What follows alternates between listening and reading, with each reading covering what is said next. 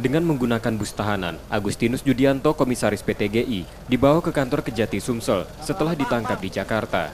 Penangkapan itu dilakukan tim gabungan Kejati Sumsel dan Kejagung setelah kasasi Kejati Sumsel dikabulkan Mahkamah Agung untuk melanjutkan proses hukum pada terpidana kasus korupsi modal kerja BSB. Dari pelanggaran hukum itu, Agustinus terjerat ancaman hukum 8 tahun penjara dan denda 200 juta rupiah.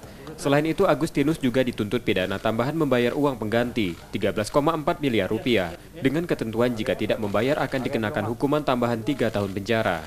Dari putusan MA itu, Kejati Sumsel kembali melakukan pemeriksaan, namun dalam beberapa kali pemanggilan, Agustinus tak pernah datang. Saat akan melakukan penangkapan, jaksa kesulitan karena Agustinus selalu berpindah tempat. Namun Selasa malam, Agustinus tertangkap di kawasan Jakarta Selatan. Sepintas modusnya itu mengajukan kredit modal kerja kepada Bank Sumsel hingga terjadi kredit macet dan diperkirakan jadi adunan fiktif sehingga tidak bisa dipenuhi untuk melakukan pemenuhan terhadap kredit macet tersebut. Itu yang dilakukan. Itu secara fiktif lah. Ya, fiktif lah. Selama menjalani pemeriksaan di Palembang, Sumatera Selatan, Agustinus akan ditahan di Lapas Kelas 1 Palembang.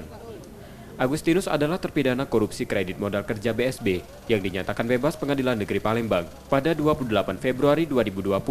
Putusan itu dikeluarkan menurut majelis hakim yang menyidangkan kasus tersebut karena bukan kasus pidana melainkan perdata. Yudi Kiswanto, Kompas TV, Palembang.